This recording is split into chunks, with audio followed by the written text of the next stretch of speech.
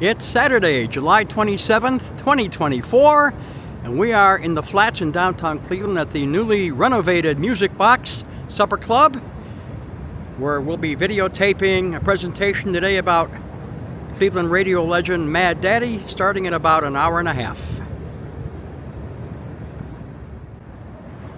It's a beautiful day here in Big C. About 75 degrees, sunny skies. Got some things going on today on the river. Great view.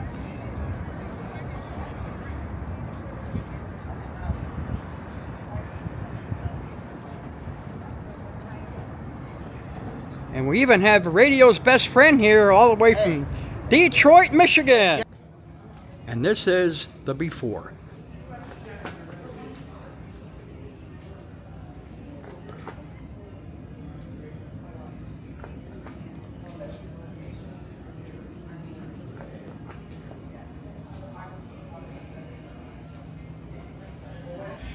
Let's see who's here waiting in the wings.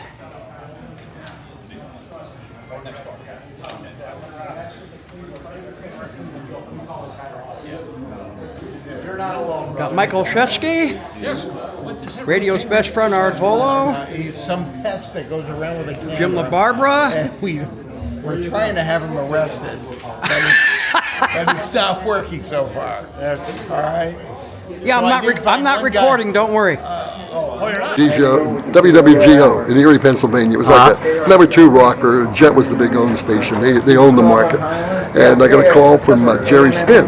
And Spin said, would you like to come in and work at Wixie? Now, I just need somebody to fill in. I can't promise you a job, but I want to hear what you sound like. Can you come in and do the night show? And I said, well, yeah, I would love to. But I'm working here. So I was doing the afternoon drive show, 2 to 7, production till 8. But then for like 4 or 5 months, they were looking for a midday guy. So I did actually 10 to 1 and 1 hour of lunch. So I said, I could come in and do the all-night show. So I came into Wixie and did the all-night show. Bobby Magic was bumped up to do the early night show. So I did that first show, and then that night Ray Otis took over at 6 o'clock in the morning. Right. And Ray was very, very nice, but Bobby Magic had somebody to see, some girl to see or something. So Bobby said, well, here's the log, here's the board. No, that's all you got to do. So I didn't know what I was doing. You know, they had these jingles where you talk over in the middle, right, where you could do something. But I had no idea. So Bobby leaves, and the next night I did it. Ray Otis was still the morning man, and then Ray Otis the next day. So my third day. Now I'm dead tired now because I'm doing all this radio because they told me in Erie. They said if you take a job in Cleveland, because he knew I was up for something. He said, I'll fire you. You're out of here. Don't come back. Yeah. So I didn't want to. I changed my mind. I didn't want to say anything to him anymore. So that third night, Howie Lund was in doing the morning show. And that's when I met Howie Lund, rhyming everything, doing everything, rhyming everything. So I left there, and Ray Otis had left, when he quit, he left a note or something that was really, he was really upset with Norman. He was upset with Norman Wayne. So that was it. So that was my little stay there. And then I wrecked my car, and I called Jerry Spin. I said, I can't come in. I said, but I'll be ready to work for the weekend. He said, forget it. And he screamed and yelled at me on the phone and slammed the phone on me. But I had those tapes from Wixie as I taped the first night. Okay. So I took the tapes. Steve Popovich came in. He was working for Mercury Records, local promotion. He came in, and I was doing music at Go Radio in Erie. And I said, took him aside. I said, boy, don't tell anybody. Did you hear me on Wixie? He said, no, I didn't hear you. I said, I was on Wixie. And he said, you know what, Jim Gallant isn't happy at KY. And I think there might be an opening at KY. You ought to call, there's no program director, you ought to call Bob Martin. So Bob Martin was the general manager. So I called Bob Martin, and Martin said, can you come in? And I took a day off from work, came in with my tapes, and I sat with Bob Martin. And Martin played my tape, listened to my tape, and he said, can you do more of this? Do you do more of this, what you're doing? I said, yeah, that's what I do, And he said, okay, and we talked for a good while. And then, like 2 days later, I get a phone call at Go Radio. I just got off the air. And he said, this is NBC in Cleveland. This is Bob Martin. We want to hire you to work for. And I said, yeah. And I hung up the phone because there was a guy named Johnny Holiday, not the Johnny Holiday, another Johnny Holiday working at Jet. who I replaced him at Go Radio. And I knew he was doing little shenanigans. So the second time, Bob Martin called me back, look, Jim, you and I talked yesterday. If you hang up on me, I'm not going to call you back. So that was it, and then I was started like 3-4 days later on KY. I got my first paycheck, because now what I was doing was summer replacement, but it was build up. And then they wanted me to do the music, because they lost their music director. So I did that for about a year and a half doing the music. And I was floating around. So I would do the morning show, did the evening show, did all the different shows. And I got the first night on the air, he happened to be with me, Bob Martin, and I said, listen, what a great opportunity for J. Bentley Starr. And he said, J. Bentley Starr, he said, we hired Jim LaBarbara. We didn't hire J. Bentley Starr. You're on NBC, you don't have to be fooling anybody. You're Jimmy LaBarbara. And I was getting ready to go on the air. And I had never been, I was Jimmy Holiday, I was J. Bentley Starr, but I was never Jim LaBarbara. I was always under these, personas, different personas. So that was a terrifying night for me, going to a new radio station. We were engineered, of course. KY was engineered, had a producer and everything. And that was I had to write my name down, so I wouldn't forget my name. But that was interesting. Then one more thing, I got my first paycheck. So I got my paycheck, and I went in to see Bob Martin. I said, Mr. Martin, I think you made a mistake. I said, my paycheck, and I said, here's what I got. And I started to say to him, I want to be paid by the week and not by the month. And he said, Jim, I'm so sorry. He said, yeah, we made a big mistake. And he said, you get $100 a week extra for talent fee, whether you do any talent fee or not. That's your talent base on top of your salary. And I literally started to cry. He said, didn't we ever discuss money? And I said, no. I said, the only thing I said was I got a raise from 80 to 90 at the Go Radio, and I was going to make $100 by the next year. I was going to 100. I said, so that was it. So that was my shock, my big shock, and that was a wonderful experience at KY. Wonderful. And then when they fired everybody at KY, everybody but the morning team, Charlie and Harrigan, and I think they knew they were having problems. So we were all gone. Jay Lawrence, Chuck Dan, Jack had left shortly before that. Jack left and went to Boston, and it's kind of crazy because Max Richmond had called me from MEX in Boston, and Max said, would you like to come up here and do the early night show in Boston, MEX, and that's where Charlie Tuna went, as Charlie had passed through town. He had gone up there.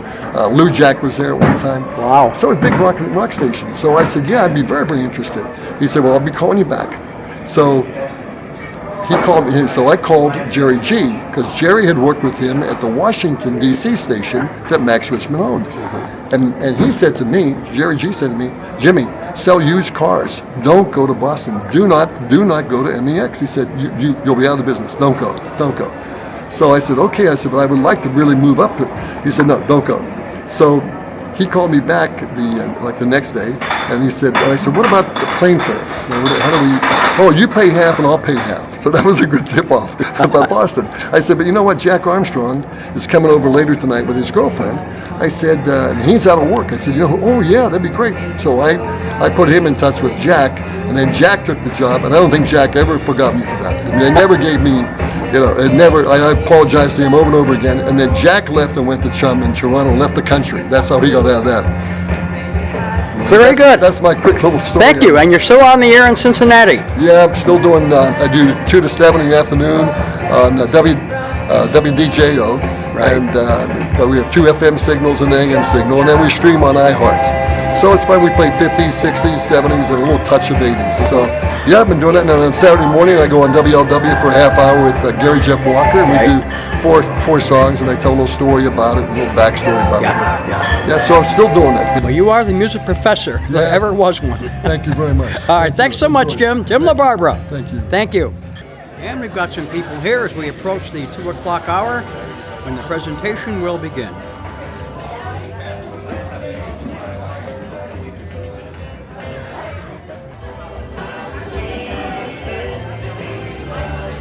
About 15 minutes until showtime.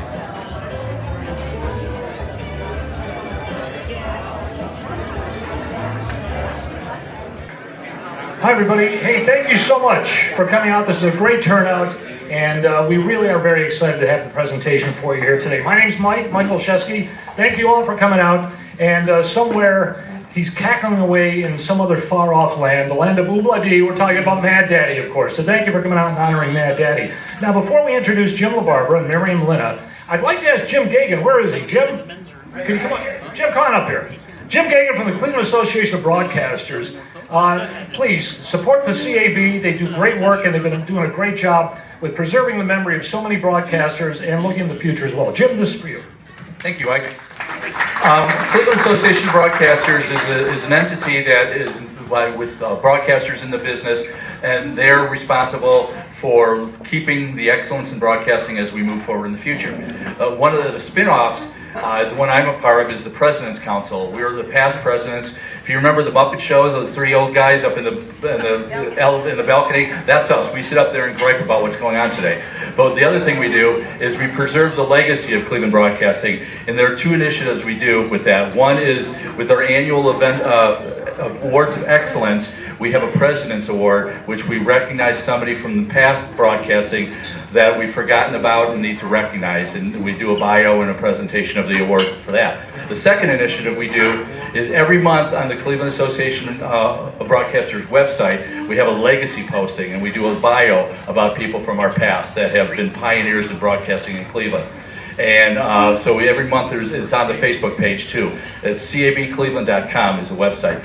And what we're going to do is we're going to recognize moving forward in the next few months some of the people that we're hearing here today with Jim and Johnny and Mad Daddy. We'll be writing about with Mike's help. And one of the things we do with Mike has become the historian for the CAB. And he's always reminding us of people over the years that we may have forgotten. And we probably have like a 10-page document with a couple of paragraphs about 100 people in broadcasting, and we like, okay, Mike, we need to recognize some of these people, and so we've worked really close with Mike in the past, so we appreciate that. And in fact, Mike was recipient of the President's Award in 2020, which was given to him in 2021 because something happened in 2020. So with that, I'll turn it back over to Mike. Thank you. Thank you, Jim. Please support CAB because this is too important a part of our lives to just actually just kind of disregard. The funny thing is I teach college and I'll tell my students, pop culture is like tap water. You turn it on, it's there tomorrow and you think it's always going to be there. That's not always the case. And so many of these people played such an important part of our lives. Now there are two people that are missing here today. One of them is Mike Miller. Mike is the visionary who runs Music Box, and he's the guy that came up with the storytellers. And I think this might be the first time he's not here, but he had to run to Chicago for a very close friend of his, and he's actually doing a very special occasion with this guy. I mean, he's just ran in and out. The other person is Johnny Holiday, and unfortunately Johnny called me up. He was looking forward to being here, and unfortunately he had some extremely disappointing news. He had some urgent business he had to take care of. Trust me, Mike Miller is working to get him here as hard as he can. But at any rate, and also Johnny gave me some bad news. A true Cleveland legend, Carl Maduri, passed away. So if you remember Carl Maduri, keep him in your thoughts because he was a truly remarkable man, both with the record industry and obviously with the radio industry as well. Great guy. Also, I wanted to mention, we're here to talk about radio. And, quite honestly, a lot of people just look at radio and say, what's that? Especially, let's face it, young people. But there's still some great radio out there. And I just want to mention these people. Where's Ray Carr? Ray Carr, WCSB, does a great show. He's a historian in his own right and a longtime supporter of the pop culture scene. Cindy, for everyone who's with him as well. I want to mention Steve Train. Is Steve here? I don't see Steve. Oh, there's Steve. Of course, Steve. My apologies. Steve's Folk Radio on WRUW. Steve also did a tremendous book about Macabre. Please look for that book. It's really great. Kevin Deininger. And Neil with a name that I can't pronounce, but Neil there. But anyway, Neil there, they do Dare Waves on WRUW. And you know what, Neil, you gave me a beer glass years ago, a WRUW, that I still use to this day, sometimes 4 or 5 times a day. Sometimes more during the football season. My wife wants to talk to you, by the way. Also, where's Ray King? There's Ray King. Right there. Ray King is here from WJCU. Read it. And Wixie Online. And a guy that earned this title over the years, over 45 years. Art Volo is here. He's radio's best friend. Art is a historian who has gone from city to city taping people, and he's just done such a remarkable job, and it's an honor to have you all here.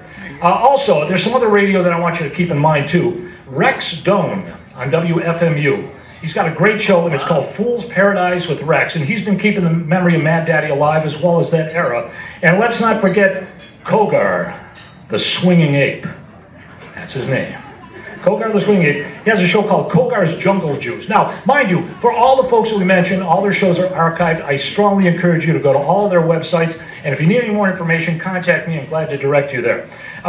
Let's just talk, and Jay Hunt is supposed to be here too. Jay is from Toronto. He's a Mad Daddy historian.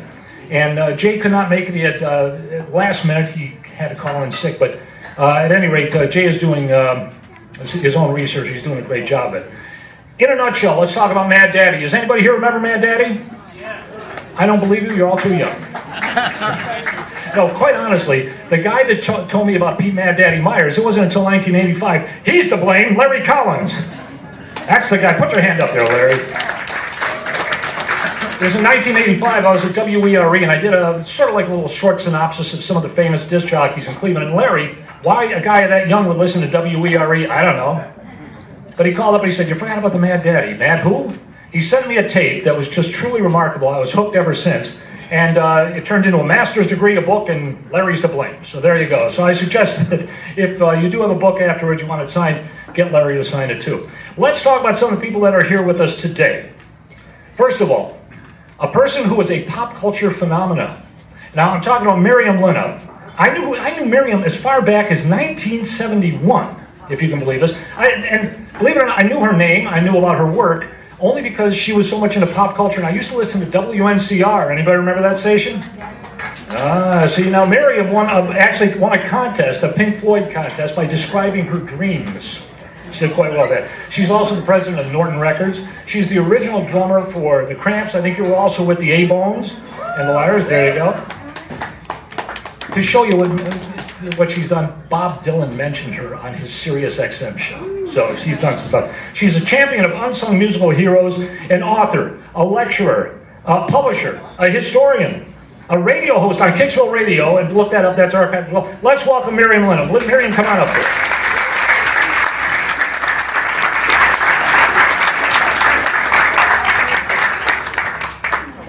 Oh, you got it. Also, the guy that earned this title many times over, the music professor. He's best known probably here in Cleveland for WKYC and Wixie, but he got this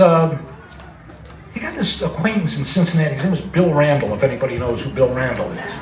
Dr. Bill Randall. Well, he guided him through a master's program at the University of Cincinnati, and Jim LaBarbara is with us today. He's still on the air in Cincinnati. Jim, come on up here. And by the way, Miriam and Jim are both authors, and they do have stuff at the merchandise table. Please, I really encourage you to, if you've not read Jim's book, it's one of the best about radio I've ever heard. And Miriam, you've got a bunch of books. You didn't bring them today, but you do have some stuff from the Cramps. Is that correct?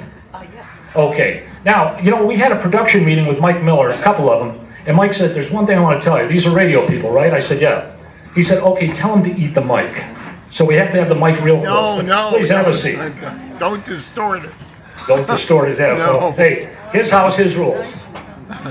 All right, guys, have a seat here. Now, here's the way we're going to do this, folks. If you have a question, I'm looking at the age of this audience, about my age. Put up your hand right away, because you're not going to remember it. I'm not going to remember to call on you. So put up your hand right away. Hey, well, let me ask you, Miriam, I'm going to put you on the spot. Why are we still talking about Mad Daddy? I mean, what was it? What made him so unique? What was it? Oh, Mike, get the mic from. Hello. There you go. Oh, why are we still talking about the Mad Daddy? Yeah. Well, the Mad Daddy is blasting constantly in every home that I ever go into. People want to be listening to him. He had a patter and a sensibility that nobody else really had. He just kept on going and going and going. He's never been replicated, imitated, or anything else. Love him to pieces. I think he's great. Shall I go on? Well, you know what? Well, let me just give it a little nutshell, too, about Mad Daddy, which I should have done beforehand. Pete Myers, born in California, wanted to be an actor. In fact, after World War II, he was in Japan, and he actually did sort of a War of the Worlds type of thing on Japanese radio. And one of the people that did not appreciate that was General Douglas MacArthur. So he was decommissioned from that troop. He was at the Royal Academy of Dramatic Arts. He actually played before Princess Margaret. Wanted to get into acting, couldn't do it, was just getting bit parts. So his brother decided he was, his brother Ernie was in actually radio, and he said, this seems like a pretty good profession. But he thought, if I could come up with a character and take it to New York, I'm going to have it made. He made it all the way to Akron and started the Mad Daddy. He was reading Mad Magazine, Famous Monsters of Filmland. There was also R&B music, race records as they call it back then, which was a specific lure for young people, especially in racist post-war America. He got to New York after a tumultuous time in Cleveland. In fact, at one point, he wanted to fill Lake Erie with Jell-O. They wouldn't allow it. He did jump out of a plane as Mad Daddy, and he became infamous. He went to New York for one night as Mad Daddy, and they said, that's the stupidest act we've ever heard. We hired lovable, laughable Pete Myers. Well, he was up there for about 10 years, and he got this call to come back to Cleveland, the Cleveland Arena, for a show that this gentleman was at. He co-hosted it. Jim LaBarbara. What do you remember about that show, Jim? Well, I tell you, now here's the poster. I've had it hanging in my bar, my game room at home with my jukeboxes. And it was Norm Knight put this thing together. This was May the 5th, 1958 at the Cleveland Arena. And special guest Joe Finan from Wixie, Jim LaBarbara, me from WIXY, and Ken Hawkins from WJMO, and Dick Libertor, WZAK, and a special guest, surprise guest. And that surprise guest was the man that we're talking about tonight. Now, I want to mention that the stars were Chuck Berry, Fats Domino. Now, Fats didn't make the show. Fats somehow missed the airplane and didn't make it to the show, but came to the after party. And I gotta tell you, he's walking around the after party and nobody's talking to him and he doesn't know why. He missed the thing. And Fats Domino was the guy who always had to have a couple of drinks, even if we went on the bandstand show, to have a little libation to get him loose. Well, he didn't show up. So on the stage, they introduced the disc jockeys. There's Ray MC, the X. And Pete Myers, as Mad Daddy, came out and got the biggest, he got a Chuck Berry kind of intro from the audience. They loved him, absolutely loved him. And it was interesting, if I can tell a little bit of story now. Please do. All right, so backstage, I didn't know who Pete Myers was, but I did the all-night show at that time on Wixie. And our morning guy was Joe Finan. And so I said to Joe backstage, I said, what's the story on this guy? And he said, oh, he's a good guy. He's a really good guy. I didn't know anything about Mad Daddy at all until I read your book. Now, backstage, and then at the after party, he kept asking Joe Finan, are you happy? Are you happy in Cleveland? Are you happy in Cleveland? And Joe said, yeah, I'm back to Cleveland. You know, I said, my friends are here, my family's here. Yeah, I love it back in Cleveland. Yeah, and he asked him at least 3-4 times. Because we kind of joked about Joe and I said, are you happy in Cleveland? And this guy looked great. Good looking guy, kind of a Princeton haircut, clean cut haircut. Striped tie, looked like a preppy guy from one of the Ivy League schools. And a great, great voice, wonderful voice. That's what I remember. And then that party that night. And him talking about, are you happy in Cleveland? And now to tell you about Joe Finan. Joe Finan, and he and I were talking about this. He was exiled from Cleveland. He was busted for payola. He was real big in Cleveland. You probably remember, a lot of you, Bill Randall and Joe Finan, they were at the top of the heap after Unfreed. Owned the market, and Joe was busted for payola, exiled. In fact, I remember one story, he was telling me, I guess, one of the record companies put a driveway in, and the guy, because Joe could be nasty. The guy was drilling, sledgehammering his driveway, getting that damn driveway out. So Joe and I, he never talked about Pete Myers, Mad Daddy, so I didn't know that at all. But here's Joe coming back to Cleveland. Wixie hires him, and he's a huge star. Joe Finan at that time owned Cleveland. So that's when Pete Myers met Joe, and all the stories that Joe talking about. He owned Cleveland. So about 5 months later, I'm on the all-night show on Wixie, and a liner came off the wire, and it said, former Cleveland disc jockey, WNEW personality, Pete Myers died by suicide. And I read that on the radio on Wixie. This is like probably 1:30, 2 o'clock in the morning. My hotline goes, it's Norman Wayne, the owner of Wixie 1260. And Norman said, would you repeat that to me? And I said, yeah, I read the story to him. And I could tell he was literally breaking up. I don't know if he was crying, but he was breaking up. He was very moved by that. And he talked on the phone with me for about 3 or 4 records, so I knew he was really emotional about that. So, fast forward a little bit, and I go to, incidentally, there's really an interesting story here, because here is Joe Finan talking to Pete Myers, and Pete being very, very depressed about, I guess that's when he went back to New York and was thinking about Mad Daddy, if I could only Cleveland. I should have stayed in Cleveland. I didn't need to be, in New York. And all this thing with finding, 9 months later, 11 months later, because in April, he left to go to Denver, and Mike Ranieri came in. So that's the irony, I think, in that story. Now, I'm in Cincinnati working. I did the afternoon show on WLW for a number of years, and we got a new midday guy. His name was Chuck Doherty. We called him Chucky from Kentucky. He had been, when I was a kid growing up in Pittsburgh, he was a morning man on KQV for a while, went to Philadelphia, became a big star in Philadelphia, and got a job in New York. And when we hired him, I was talking about his resume. I said, Philadelphia. I said, but you were WNEW, because those were my dream stations. He said, yeah. I said, looks like you didn't stay there very long. What happened? He said, well, I got there and they put me on the 1 to 4 show. He said, Croninger was a friend of mine, a big boss at the radio station, WNEW. He said, and there was a guy, a nice guy. I met him, talked to him a little bit. He's a very nice guy, but he committed suicide. He killed himself, blew his brains out with a shotgun. He said, and that was it. I couldn't stay. So I left. I left and went back to Philadelphia. He said I was too involved in it. And that was, so there's my connection in several levels with Pete Myers. You know, I'd like to point something out too, that when Larry Collins introduced me to Mad Daddy, years later I went for a master's degree and I did a biography of Mad Daddy.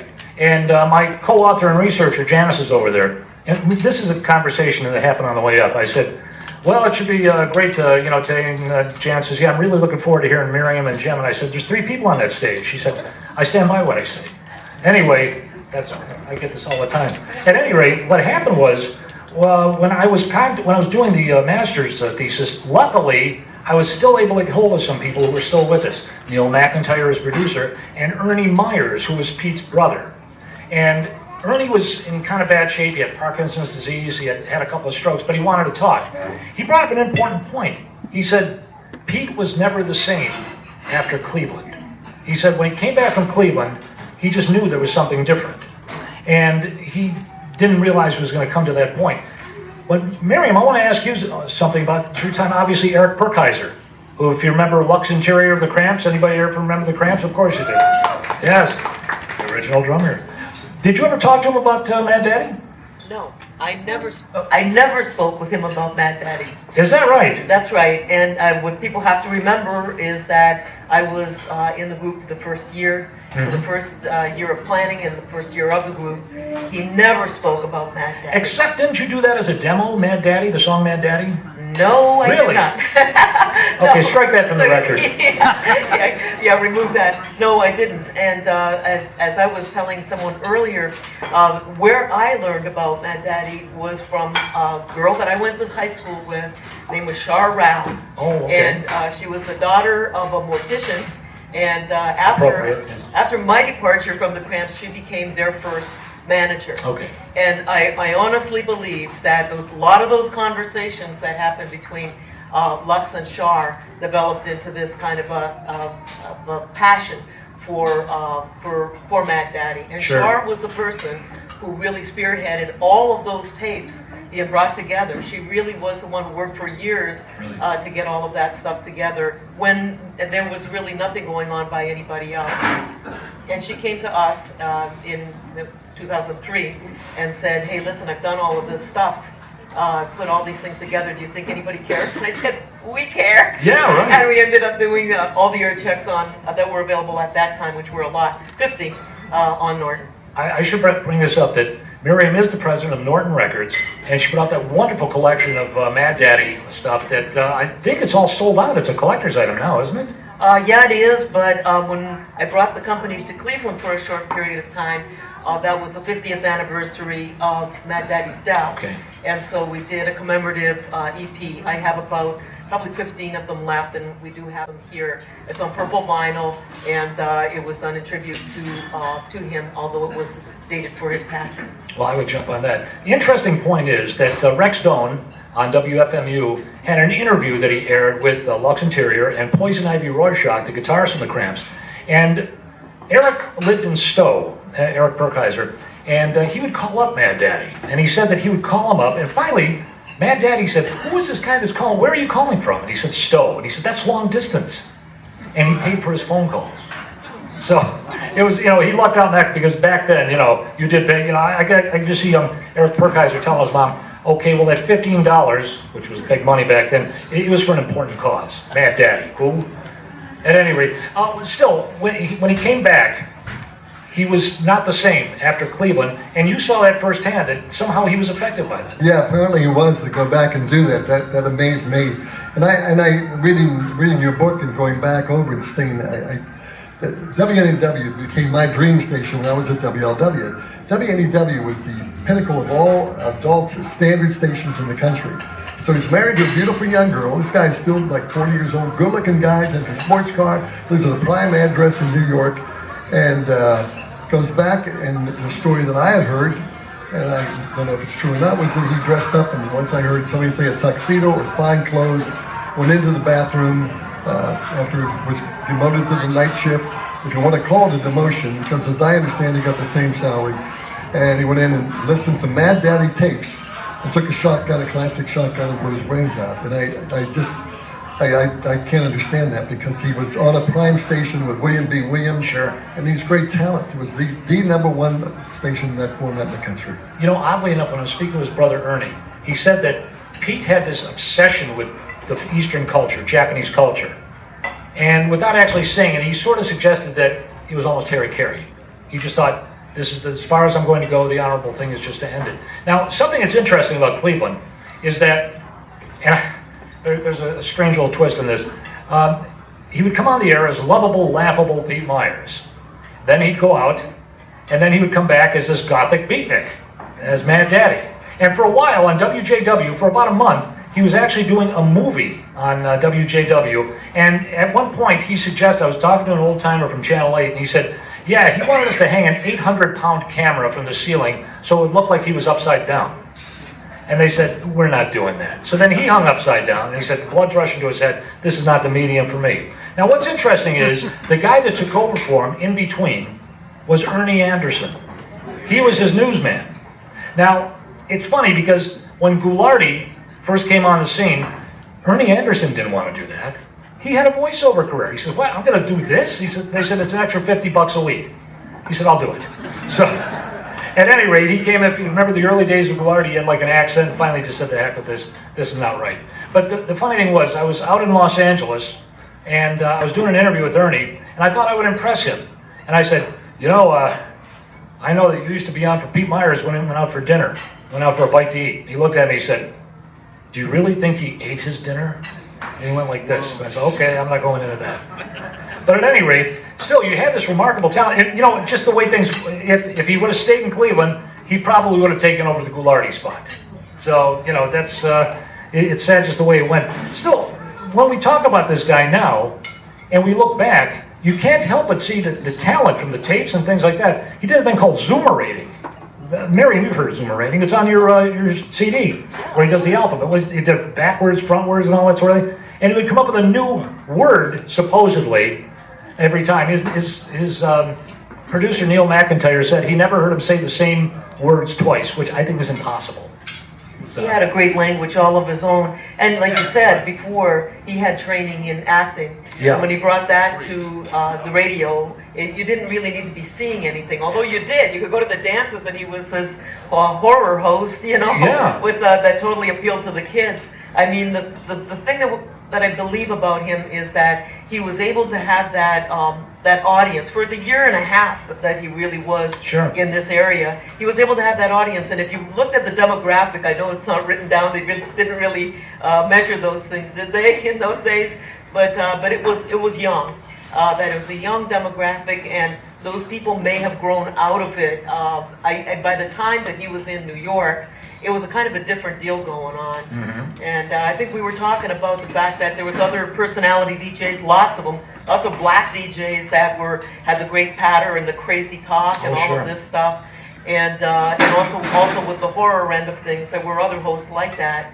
But with him, he had the younger audience, and then trying to transition into something that went on with when more of the beat stuff happened, whether it's like the Beatles and their songs and stuff, and then into hippie era and stuff like that. He didn't cut it.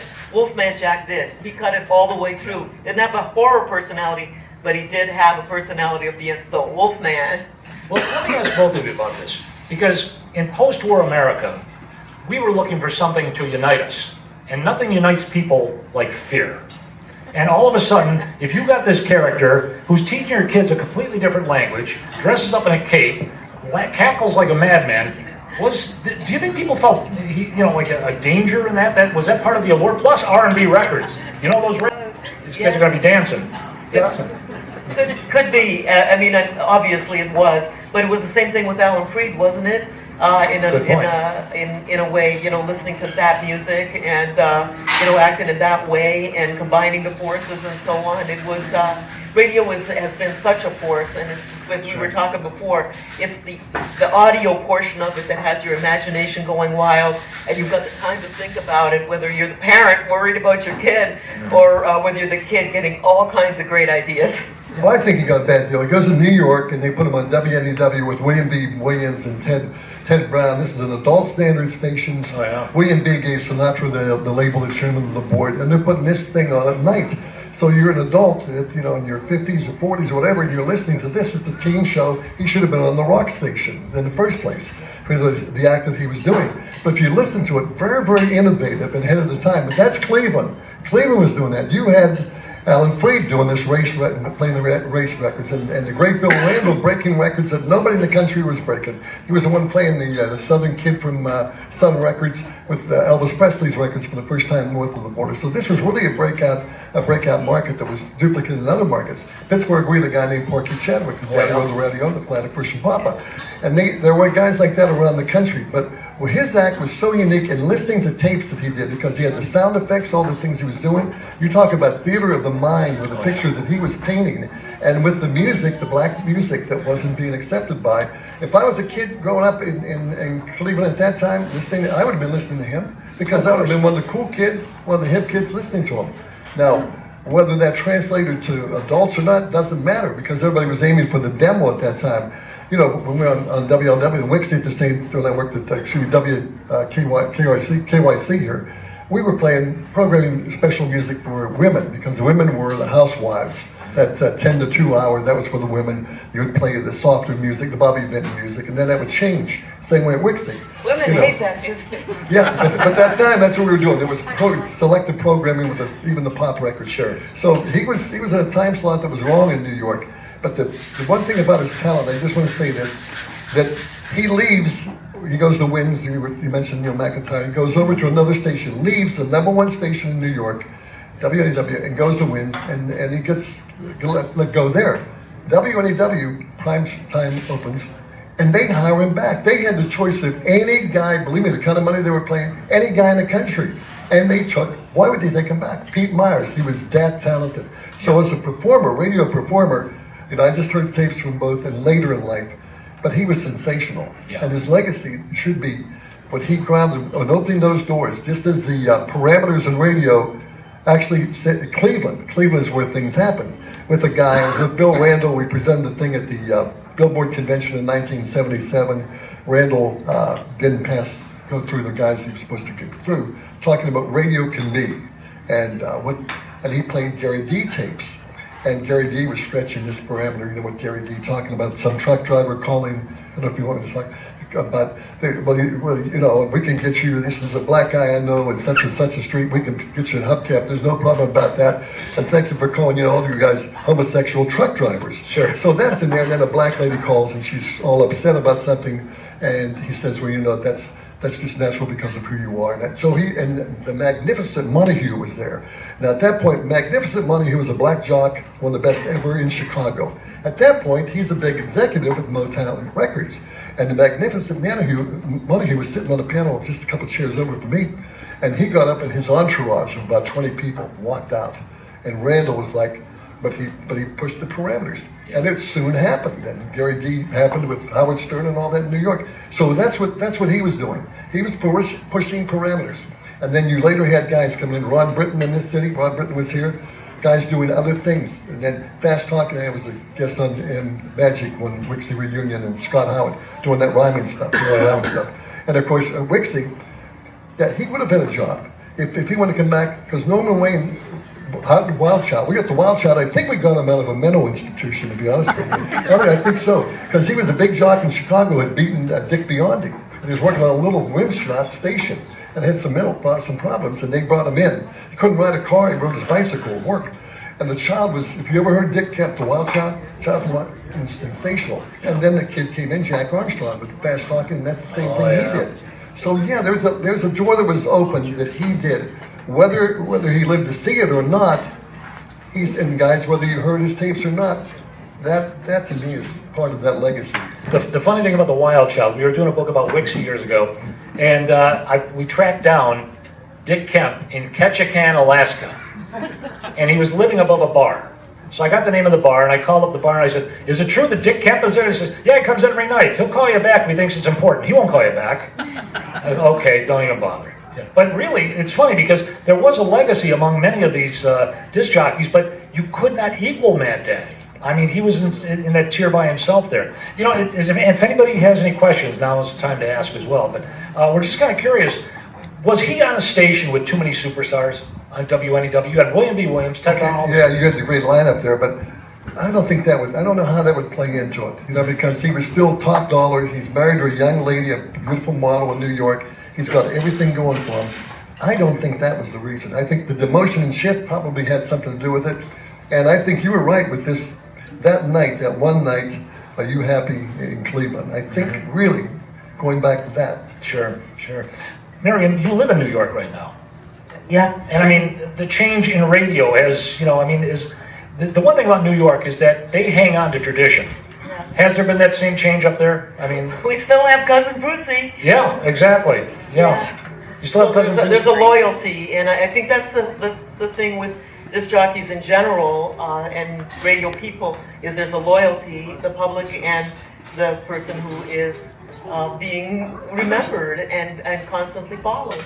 So that's part of the whole magic of Mad Daddy and so many of the jocks is that Sure. people really remember the good times and remain loyal. You know, it's funny you brought up Cousin Brucey because I spoke to him a couple weeks ago. Brucey's 90 years old. You would not know this. You know, really, he's just full of energy. And we were talking to him about, I was talking to him about Mad Daddy. He says, here's the advice I would have given him. Number one, stick to one identity. You got two identities, that's not going to work. Number two, don't come into New York thinking you're going to have what you said, loyalty, because he said the audiences were loyal.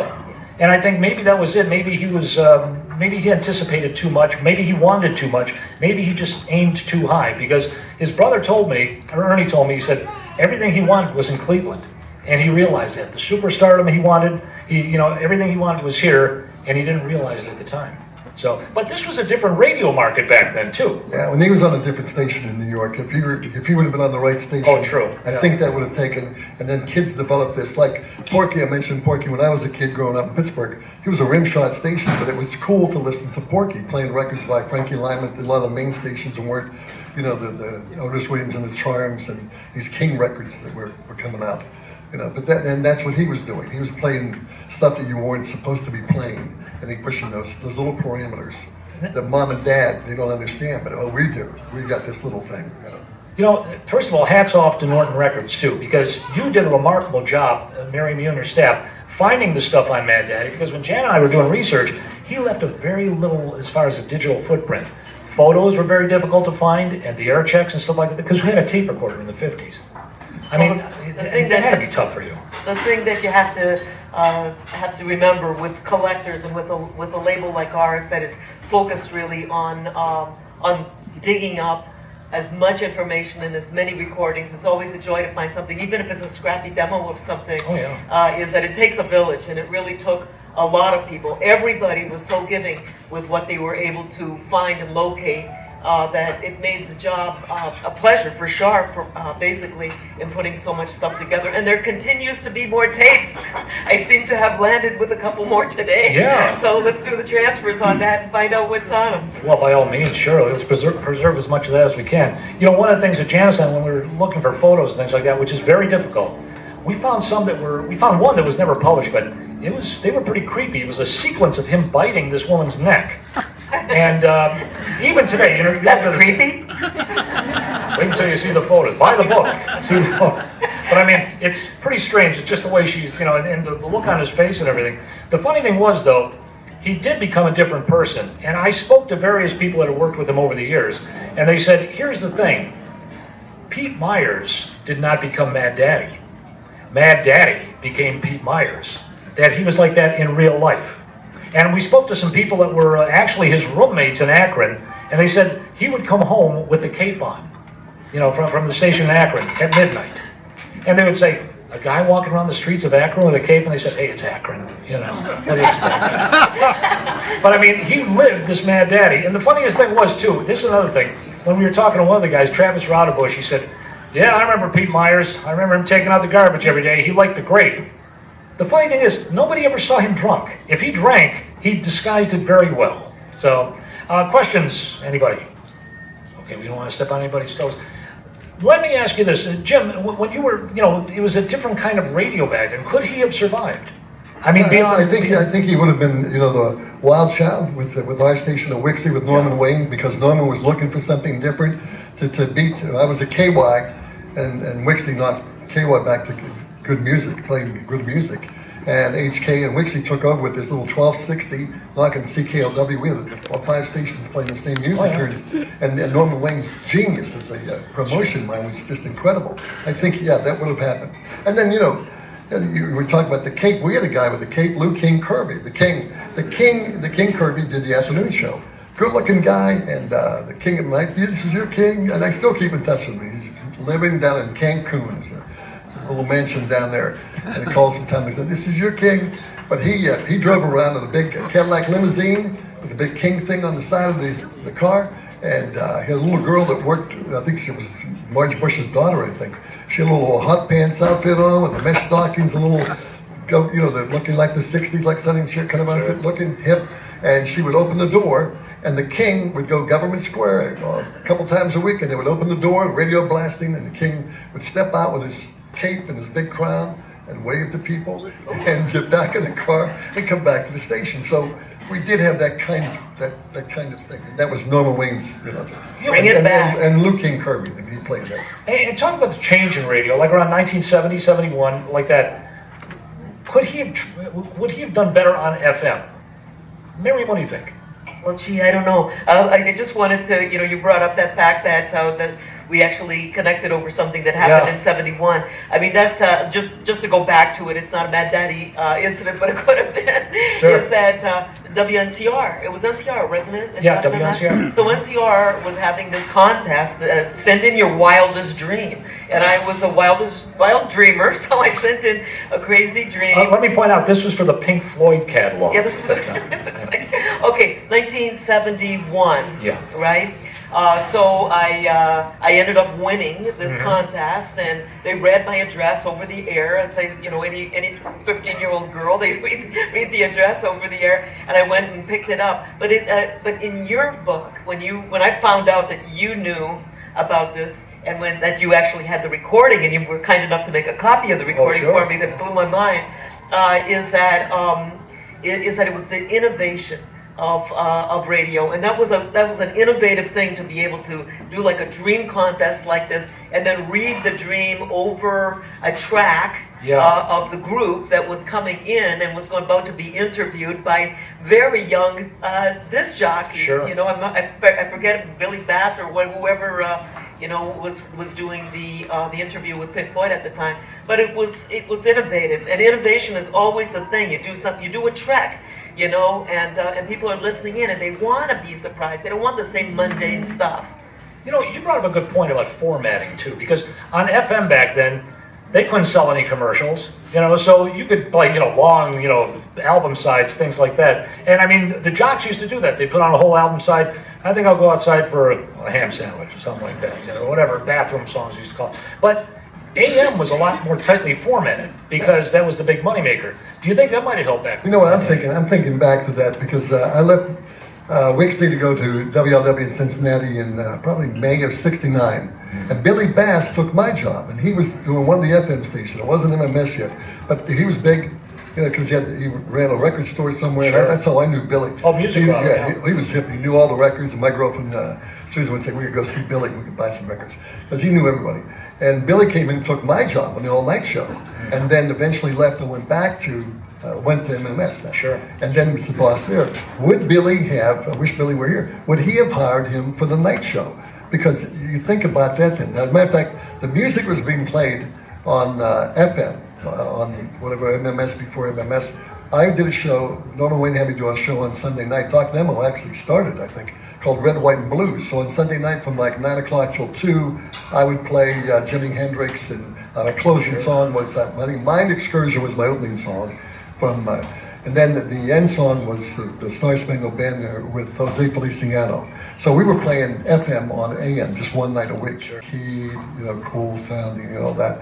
Whether that would have worked or not, I think it would have. I think he would have absolutely blown them away because really of what he did. And he was smart enough with his language and the way he did everything. He could have made it work. He would have made. You know what? He was smart enough. Yeah, I think he would have adapted to it. He would have made it work. Yeah. And there was one guy who we're still in touch with, and he's out in California now. But one guy who really kind of looked at him and said, yeah, this guy, Mad Daddy, was an inspiration. Does anybody remember Doc Nemo? Okay, Doc Nemo, of course, Steve Nemeth. Steve's greatest hit was not so much on radio, but it was in the films. If anybody ever saw the movie RoboCop, RoboCop 1, RoboCop 3, he's the guy that says, I'll buy that for $1. He's being asked to come to these, various, these pop culture conventions to sign photos for one line. And he's getting $35 a pop. Wait, is that Doc Nemo? That was Doc Nemo, yes. I'm working at Wixie. We were broadcasting when I came to Wixie from the tower in Parma, from the tower. Because Joe Finding would get drunk and got arrested by the cops in Parma one time. Got a front page story in the paper. And I got in trouble with Norman Wayne. Norman Wayne gets me in trouble. They call me in because I got the child drunk. There was a bar at the top of the hill, and they had a trivia book. And we played trivia after the meeting, whatever day of the week it was. And we'd sit around and drink all day. And he got drunk. And he wrecked his bicycle coming down the hill. And he was like a grown adult man, and I'm like 23, 24, and they're blaming me for getting the child drunk. But yeah, that was fascinating. Yeah. Well, back then too, maybe he was that, which brings up the question: was Pete Myers a man out of his time? I mean, he was good for the 50s, and obviously, if you're thinking about emerging counterculture and something that's going to scare your parents, I'm going with Mad Daddy. Mm-hmm. But actually, Cousin Brucey brought this up. He says that act got old. I don't know about that. And then, and I mean, in New York, you had Zachary and people like that, but he said that act got old. And once the British invasion hit and stuff like that, and they really kind of, in Cleveland, the R&B records were not getting the kind of play they were during the day that they did at night. You have to wonder if, maybe he was just a man out of his time, because it was great. There was greater acceptance of a lot of that act, later on, I think. I'm sorry, one thing I was saying, Doc Nemo. So the first time I met Doc Nemo was, we're broadcasting from the tower, and there's a guy climbing through the window, which was right next to the studio, and he's climbing, he's saying, hey, I'm Doc, he introduced himself, and he had some pills for me. He had a whole big range of pills. He said, I'm turning Cleveland on, and I want you to be a part of it. That was my first time meeting Doc Nemo. Wow. Daddy never did that. Well, I'm wondering though, I mean, we talk about a man out of his time. I mean, the emerging counterculture was looking for something to make themselves unique. Who was more unique than Mad Daddy? I just wonder if, maybe if that would have continued, if he should have changed, maybe he was just too extreme. Well, I think that I'm using the word psychoanalyze, the psycho bit, kind of fits Mad Daddy. But it's hard to psychoanalyze anyone. People the fans want to say, they didn't let him be Mad Daddy. That's why he checked out. That's why he killed himself in the most violent kind of way. But there had to be other things going on, like you said. That he was married, the job thing. There's all kinds of things that could make a person crack, and that's exactly what happened with him. It's not necessarily that, and it was changing times. I don't think he could have been the monster man as he was then with the bibbidi boo all the way to the very end. At the same time, he could have been like Goulardi. Yeah, that's exactly. Really. So once again, the change in scenery didn't help. Jim Rowling's over here, and he has a question. Yes, Jim. Oh, union engineers, yeah, sure, yeah. Jim brings up a good point. Back in the 50s and 60s, and this was in New York, maybe even today, those are union jobs. And I mean, I was at ABC once, and I put down a can of pop on top of a machine, and the guy said, "What are you doing?" And I said, "Don't touch that." He says, "We have to have an engineer take that off." I mean, that's how tight the engineering was. Did you have that at Wixie as well? No, not at Wixie. We had it at KY. KY was strictly, we were engineered and produced and everything. If I did a commercial, there would be the engineer, a producer, and that. And then on my show, when I did the all-night show at KY, there were three different producers I could have in a night. There were engineers that would put the records on. And then when I got to WLW in Cincinnati, we had the engineers, which really confused me because I didn't know what we had the guy we called the judge. He'd sit in one room, two rooms over from where I was, sleeping every night. So I didn't know. And then the chief engineer calls me one day and said, "You know, some guys want to take care of you in the alley. You go to get your car. You're doing something upsetting our guys." I said, "What are you talking about?" He said, "Well, you put a tape on." Because I think Paul Revere called one night and I put a tape on to record it. And I didn't know he's supposed to put the tape on and stop the tape. And I didn't tell myself, "I'm so sorry." So we had that for a while. That's an interesting point, though, because, and Jim brings up a good point, if you had to be the engineer for Mad Daddy, and you had to do all these sound effects and spin and all that sort of thing, and Mad Daddy had sound effects on acetates, okay? These were homemade records, basically, that quite honestly were not meant to be played a whole lot. But Kogar the Swinging Ape came into those, the original sound effects. This would have to drive an engineer nuts if all of a sudden you see this guy, and from all accounts, he wore the cape in the studio because he'd have to go out and talk to the people afterwards. That would have to make them crazy because how are you going to take instructions from this guy? He's like, leading this insane orchestra. Now, did he have his own, if anybody knows if he had his own engineer, because film music, they call him film music, on the Jerry G show. So film music always worked Jerry G show. Yeah. And he took him with him. When he went to Chicago, he took him with him. Because he put the drops in, knew how to put the drops in. A real art to know the guys. In radio, there's a timing thing. And Well, had he the timing did have down. two engineers. One was Arnie Rosenberg, who... Excellent yeah, guy. great guy. And then Paul DeFrancisco, who was also at KYW for a time, WKYC. And both of those guys were, pretty hardline union guys. What's kind of interesting, too, is that when I was speaking to Neil McIntyre, he said, he was as close as anybody to Pete Mad Daddy Myers. But he said, and Johnny Holiday said the same thing. Any conversation they had was never more than 5 minutes. He was very pleasant. They don't remember what it was about. It was all just small talk. And Neil McIntyre said that he used to accompany him on his gigs, and sometimes he'd have 2 or 3 gigs a night. I mean, he'd do an Armory here, and then he's off to Akron to do a dance and something like that, making appearances. They had 3 hours between appearances, and he said they sat in a bar. He said over those 3 hours, he can't remember what they talked about. He said it was just things like, "Wow, these pretzels are salty. She shouldn't be wearing that type of a top," things like that. Now, one thing, though, that I did understand is his newsman at WHK, the news director told them, "We have to start with a crime every time. We have to get people's attention." So they were talking about juvenile delinquents back then. And Mad Daddy hears this, and he rushes in, he says, "What are you doing?" And he says, "Well, we're told to lead with, juvenile delinquents." He said, "That's my core audience." He said, and as he put it, they're the salt of the earth. He said, that Switchblade crowd is the salt of the earth. And quite honestly, they would come to the station at night to see him, and he would come out with the cape and all that sort of a thing, and put on a show. But still, I mean, it's just amazing that he was drawing on a certain audience there. And once again, I don't want to say fear, but it's just, he knew the audience. He knew that the audience wanted something different. And he reached out and grabbed, and he was able to do it very successfully. So, but how does marketing come into this, I have to wonder? Do you think you could have been marketed differently? Yeah, the question that I had for both of you guys that just came to mind was advertising. Like, did the advertisers whose products were being touted by Mad Daddy approve of the fact, like Gillette Blue Blades? Wow! Well, I'm glad you brought that up, and Jim, I'll let you answer that as well. But here's something that's kind of interesting. Alan Freed and Pete Myers had a common link. It was Leo Mintz at Record Rendezvous. Now, Leo Mintz knew recordings, he knew the audience, and he had pretty deep pockets. And as the story goes, that he supposedly told Pete Myers, "I've heard your show on WJW." And he says, "Well, you have a lot of friends." He says, "I got a lot of money. That's all my friends." He said, "You're my friend. You sell my records." He says, "You could be a better friend on WHK to get a bigger audience." So right there, he said, "What do you mean?" He says, I'll get you in at HK." Well, unfortunately, WJW also had a non-compete for what I think it was 3 months. And they said, you can't be on TV or radio for 3 months. Mind you, he could have done quite well just doing dances and things like that until WHK, but still, he took that extra step, jumping into Lake Erie from the plane, you know, his Mad Daddy, all those sort of things.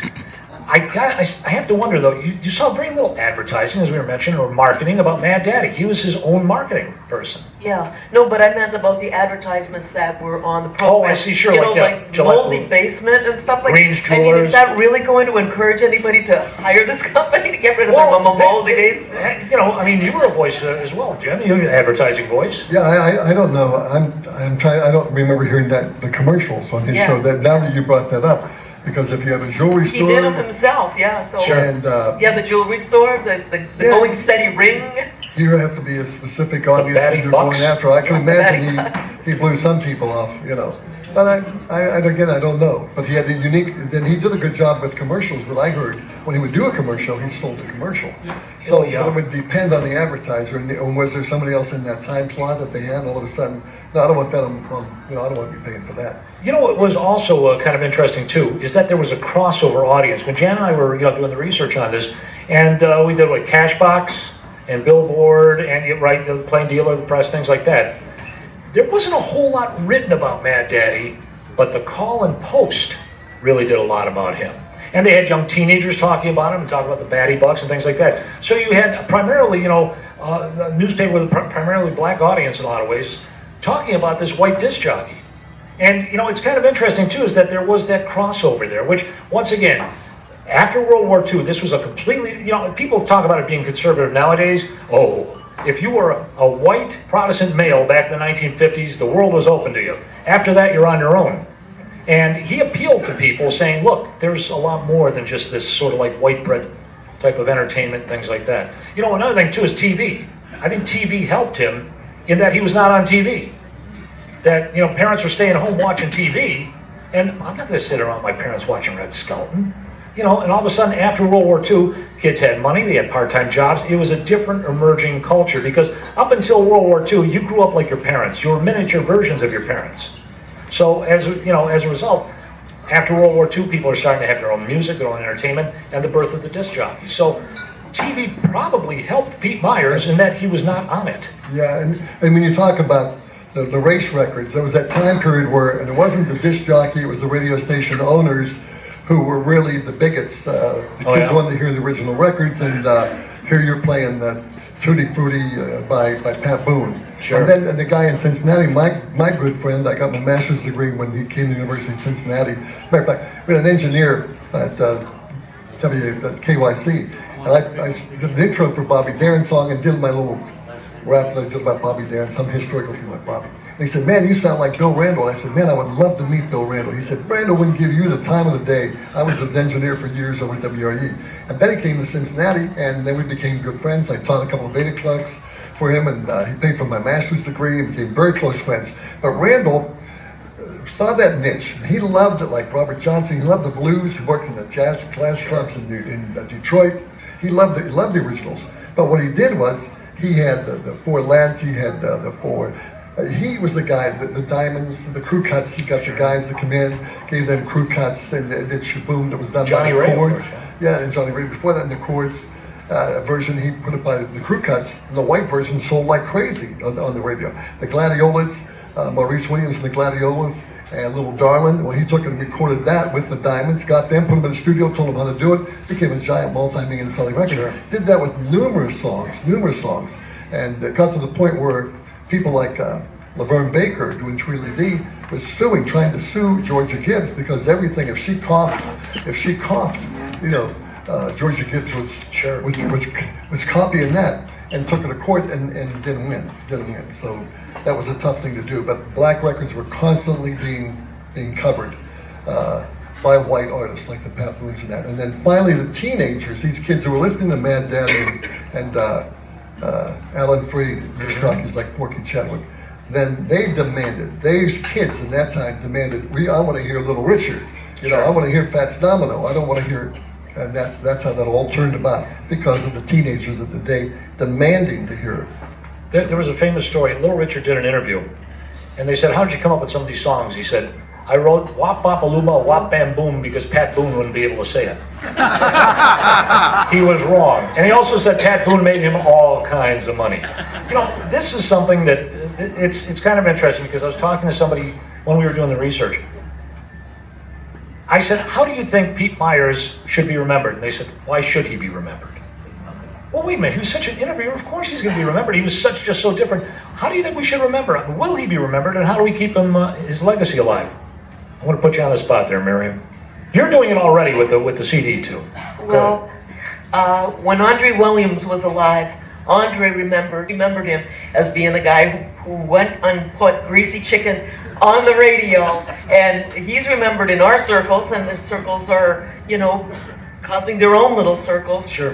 With understanding that there's people like this that were renegade people who had an idea and an energy and a desire to play great records. I've heard Mad Daddy shows where he's playing really lame, tame music. That was not his music. He was being told to play that stuff. You can't tell me otherwise. You would shatter my whole concept because I want to think that he was playing the wild stuff, the gritty stuff, the dirty stuff, the jailbait, you know, any lineup from Fortune Records, that's for sure. Sure. And giving the time of day to small labels, and that's what caused all of the commotion with all the different people that we all know and love with wanting to get unique records. It happened also in, as you know, and the holy city of Pittsburgh, with all of those jocks there, Sure. Whether it's Mad Mike or Bob Mack or Bob Laborio or Porky Chedwick or whatnot. It was those DJs who are to be revered and remembered because the jocks and radio are what made rock and roll, and they still make rock and roll to so many people who happen to enjoy their greasy chicken hot. And let's remind the Rock and Roll Hall of Fame of that about disc jockeys as well, you know, because I think there's only 4 or 5 that are in there. And What? that's it. Really? Yeah. Well, there's Tom Donahue, of course, with FM. There's Alan Freed. And then you have Rufus Thomas, and then you've got Sly Stone, but they're not in for being disc jockey. B.B. King, same thing. I'll tell you what, there are a lot of artists that Let's get on talk that. about this on the radio in Cincinnati that absolutely makes me ill. Three Dog Night has had 12 #1 hits, and they're not in the Rock and Roll Hall of Fame. Let's go back to the beginning with Jerry Wexler at Atlantic Records, who made the pitch for Three Dog Night. They were going to go with them, and then they went with a little company out in California. That's where it happened. Sure. The kid who was the head of the Rock and Roll Hall of Fame in Cincinnati for some legacy award, I was there for it that night, and Otis Williams has had Ivory Tower, Hearts of Stone, with a group called The Charms, The Roots of Rock and Roll. Ivory Tower with him, Hearts of Stone, and a whole bunch of other songs on King Records in Cincinnati. And Otis calls me one day and says, I'm going to the Rock and Roll Hall of Fame. I was so excited. So Stevens was the guy's name, Stevens from the Rock and Roll Hall of Fame. So we're backstage at this event, and I said to him, I said, Terry, thank you so much. I said, Otis Williams really deserves to be in the Hall of Fame. He said, what are you talking about? I said, well, Otis told me, and he was going to be there later that night. He said, no, I invited him to perform at the Rock and Roll Hall of Fame. That's an enormous difference. So, and I said, Otis was the one who also produced records. He did the Twist for Hank Ballard. Hank Ballard, he produced that record. Note for note, Chubby Checker, and I love Chubby. I talked to Chubby many times with Chubby, drove around with Chubby, hung with Chubby. I said, Chubby, you lifted it note for note. No, that's mine, you know, I said, Hank's in this room, pulled down in Florida. Hank said to me, he's listening to the radio, go all excited because they're playing the Twist. And the guy said, Chubby Checker. He said, well, no, blah, blah, blah. And the deal that went down there was, behind the scenes that went down was, Dick Clark, who had Chubby Checker, wanted to get that song, didn't want to play it by Hank, wanted to record it by somebody else. Tried Freddie Cannon, that didn't work. He tried the Dovells, that didn't work. And then he got this kid who was doing an imitation of everybody and got him in the studio to do it.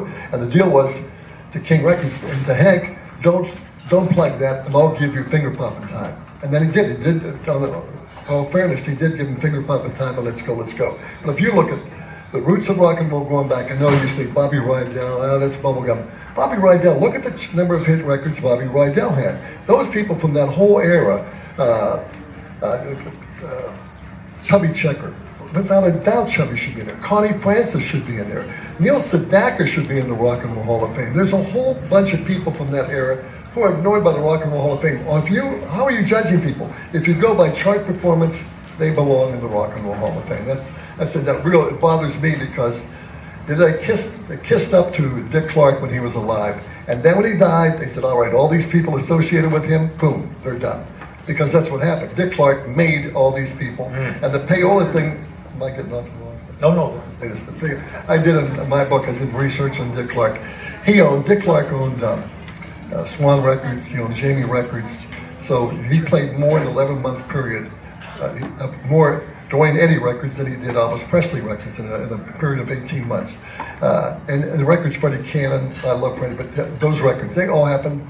He owned the record company. He owned the publishing houses. He owned a distribution house. He owned a pressing company. He owned everything. So when the payola thing came down, Dick Clark looked a clean-cut guy. Mom and Dad liked him. He was clean. He owned all of these things. No, he didn't. He was payola. He controlled everything. And every record he played, I'm working in Du Bois. Dick Clark's doing it on the bandstand. We got to play that record. That's the hit record. So he had control of all that. And so who do you get? Okay, Fine got it here. I don't know all the details were, but Alan Freed, his name appears on Chess Records. I was almost going to do a master's thesis on Alan Freed. Should be exonerated for all the stuff they tossed at him. They killed Alan Freed. And Alan Freed knew music. Dick Clark didn't know music. Dick Clark was just this guy that put on stage, and he was the pretty boy. Okay, he's out there doing it. Alan Freed knew the music. If you listen to Chuck Berry records, his name's on it. He didn't want it. Leonard Chess put his name on it, and he actually augmented the song "Pounding Go Chuck Go" on the record. So you can probably make a good case for that. But that's one of my pet peeves is Alan Freed. I never met him, but to me he's way up here in the top, and he ended up dying at a very young age, a pauper, and his son, Leonard Chess paid for his son to get a suit to go to his dad's funeral. Wow. You know, folks, we have another event here tonight, so we're going to have to bring this to a close. Thank you all. I want to thank Miriam Linna. I want to thank Jim LaBarbara. And thank all of you for being here tonight.